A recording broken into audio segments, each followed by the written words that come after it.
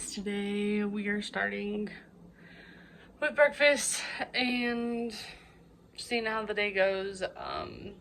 My daughter woke up grouchy and both my kids have been waking up before the butt crack of dawn. So if you have any advice on how to get them to sleep longer, really sleep into like 6:37 because they wake up at like 5:30, 6 o'clock in the morning. So if you have any advice, please let me know. So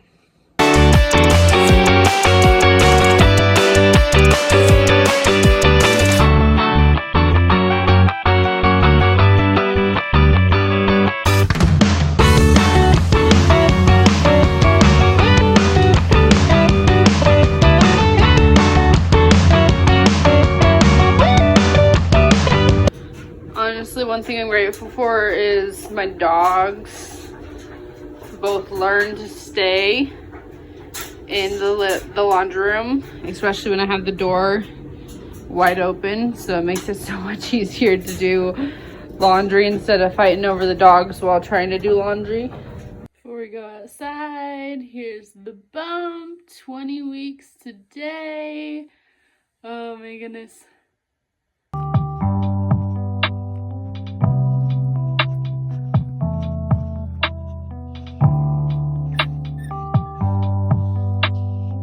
So it has been like, I feel like forever since I've updated my garden, and so many things are growing and it's just green everywhere. Green and starting to get some orange and yellow from flowers and stuff like that, but it is just growing everywhere. To begin with, we have our radishes. We also do have our carrots growing all the way down. I have been picking some radishes, but a lot of them haven't like come above the ground and stuff like that, so a lot of them I haven't picked, stuff like that. This right here is, I believe, parsley. It looks more like parsley than anything. But then we have cucumber, flower, flower, flower, flower, flower, flower, flower, cucumber, flower, flower, and cucumber here at the end. And there have starting to get flowers on the cucumbers, so we might get cucumbers soon. I'm hoping. That'd be nice. But then in these next two rows, I have some basil. I didn't realize it's down here. I don't even know how it's growing, honestly. But I have basil, and then a tomato plant that I got from Walmart and transplanted into the ground. Basil. I'm not quite sure what this is. These two things, I don't even know. But then another tomato plant that I transplanted. Then some more basil and another tomato plant. I know you can't really see it, but it's like right here. Because there's other weeds. I know I need to weed it. It rained a lot, and so there's like weeds everywhere. But then we have peas, lettuce, peas, lettuce that's starting to get really, really big. Peas, lettuce, peas that's getting really tall. This one, peas, it's also getting really tall. Peas, and then I have a tomato plant and then a tomato plant. I honestly don't even know why there's tomatoes in this row or even in that row right there. I honestly don't know, but they're growing. Hopefully they'll produce something. That's all I care about. In this next row we have watermelon. I tried doing, there's another watermelon, and then there's some dill you can see the dill right here, but right in between. But I tried doing the thing that I did with watermelon, or with the peas that I did with watermelon and stuff like that. But the yarn that I'm using is way too, it is weak and it's not strong to hold up the watermelon. So I'm hoping to use some of our old fencing and put it from my T-post to my T-post and stuff like that, and just put it on my fencing, my old fencing and stuff. Same with our cantaloupe. I have 2 cantaloupe plants that are starting to go crazy. As you can tell, the watermelon's like going off that way, off that way. Oh, and then I forgot, this is my big dill plant right here. So that one's pretty big. I only have 2 garlic seed left, and then I believe this over here is oregano. It looks more oregano than anything. And then my next is our lemon cucumbers. Sorry, there's bugs everywhere, but we have one right there. 1, 2, 3, 4, 5, 6, 8, 9 of them. And this is where it gets a little bit crazy and chaotic. I have pumpkin plants, I have corn plants, and they're just mixed together. So I know there's a pumpkin plant right here, a pumpkin plant right here, and then a corn, and then the only thing left in this first row is my big corn. Then this next row I have corn, and then I believe there's a pumpkin plant right here, corn, a huge pumpkin plant, corn, and then another huge pumpkin plant, like I said, and then there's corn, and then I believe another huge pumpkin plant right here, and then same corn, pumpkin plant, corn, and then a pumpkin plant and corn. But as you can tell, it's just kind of all mixed together. And my hope is also with some of the old fencing is to kind of put them from T-post to T-post here and kind of have the pumpkins grow up like vines, kind of something and stuff like that. So that's my hope. Hopefully it'll work, and so I don't have pumpkins just going everywhere. And I'm honestly grateful because this is the tallest corn right here, and I wish I had something like to measure by, because obviously you can't really use my finger, but like it's gotten really tall. Last year I had I tried to grow corn, and I only had 1 corn come up, and it literally was only like a foot tall, and then it died. It didn't produce anything. So I'm honestly grateful that it's all coming together. It's growing. It's, you know, so we'll see what it produces here. Hopefully within the next month or 2, because it's July 6th today. So by like September time is when it starts to like hit below freezing and stuff like that. So I'm hoping next month or 2 we can start getting stuff. I can put the pictures here. We've got peas and radishes that we've been picking, especially peas. We've got a lot. I'm gonna try and hopefully can some today. So that's my hope. We'll see if it happens. I don't know if you can see, but that's a yellow jacket right there. Be careful, bud, be careful. I've noticed we've been acquiring a lot of yellow jackets, which are like almost like bee wasps kind of thing in the garden when we come out and water. I know they're attracted to water and stuff like that. I do have a little yellow jacket thing, trap, whatever, over here. So I'm like, I was hoping it would attract more over that way instead of over here where we're watering, because my son loves to play in the water, and it just set me on edge a little bit, because yesterday I saw like 6 to 10 of them over here, and I was like, oh my gosh.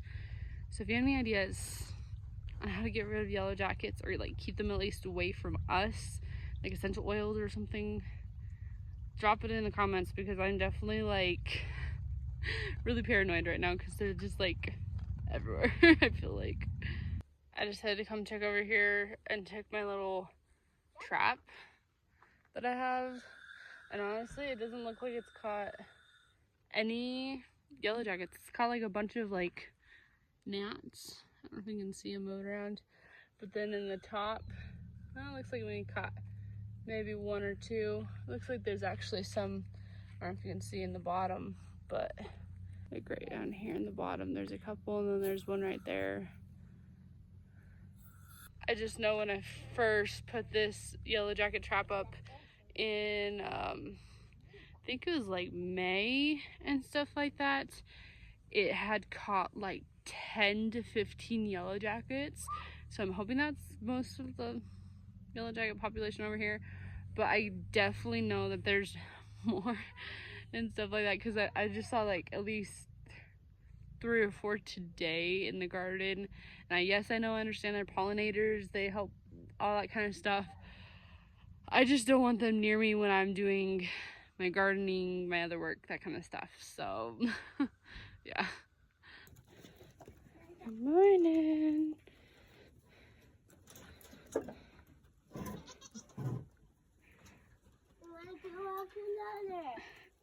What are you doing, Elliot?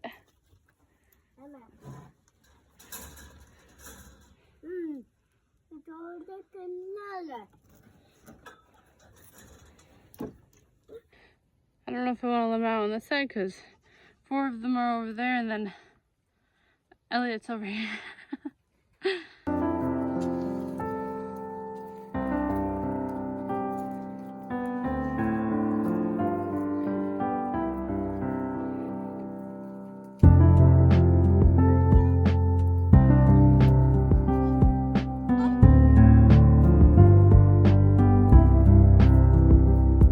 Definitely think Mopsy is at least pregnant, because you can see her chest kind of go like this and then like loop down, like it's gotten bigger.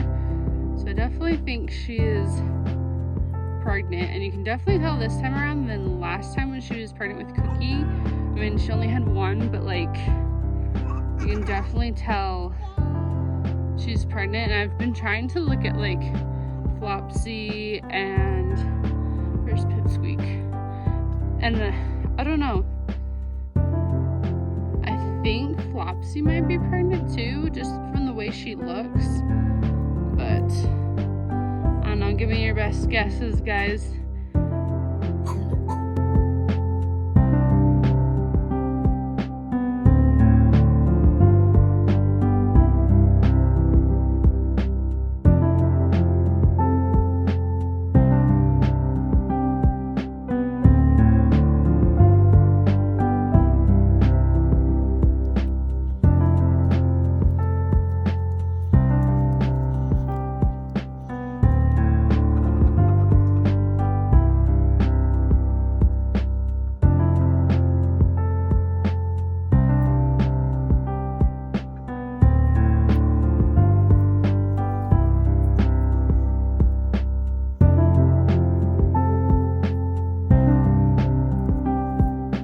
One thing I just noticed is that my son is starting to get a runny nose and a cough, and I feel like we always just barely get over getting sick before someone else gets sick again.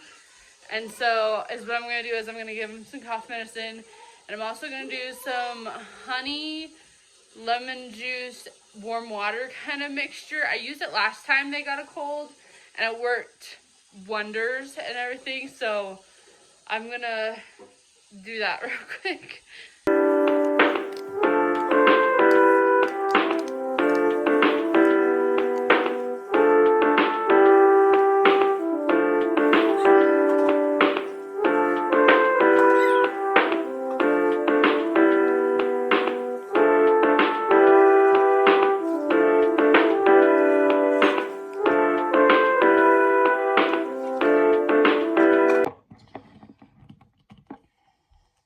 Good old honey never wants to open. I think I might actually do some of this, at least the honey lemon water mixture for my daughter too. So I feel like when one kid gets it, all the other kids get it kind of thing. So I think I'm gonna grab another cup. Hold on.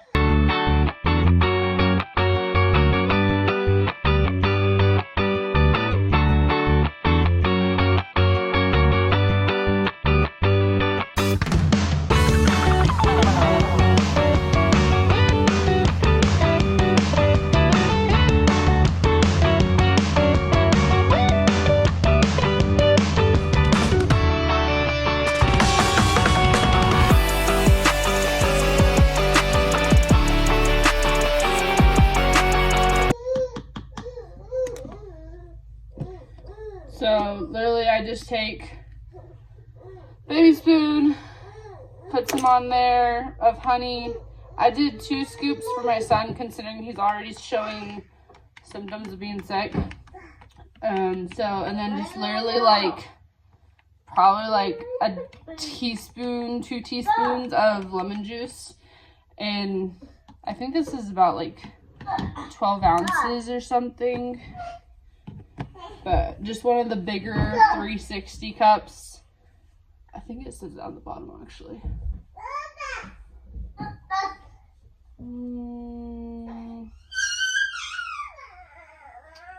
I'm not seeing it, but I think it's like 10 to 12 ounces of just water, and I just give it to him. Here. And I always give my daughter the one with the handles, because she always tends to like drop hers and more if it doesn't have handles.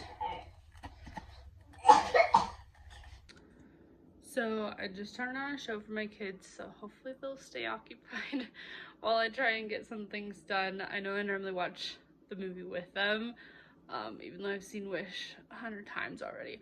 But I'm gonna be working on my kitchen while also trying to figure out canning for peas. I also need to sit here and like take all the peas out of the pods and stuff like that, and yeah, so we're just gonna get going.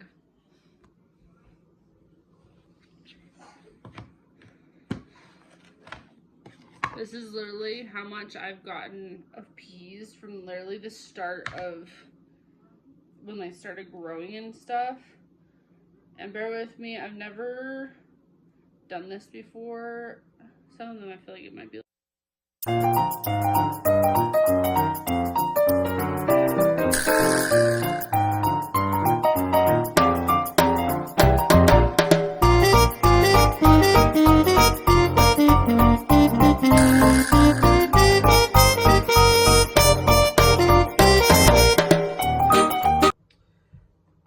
didn't know how time consuming peeling peas and stuff like that is, because I just did all of the peas that were in this. These are all just the shell parts, aside from like 6 or 7. Some of them were like a little iffy, but I only came up to half a jar.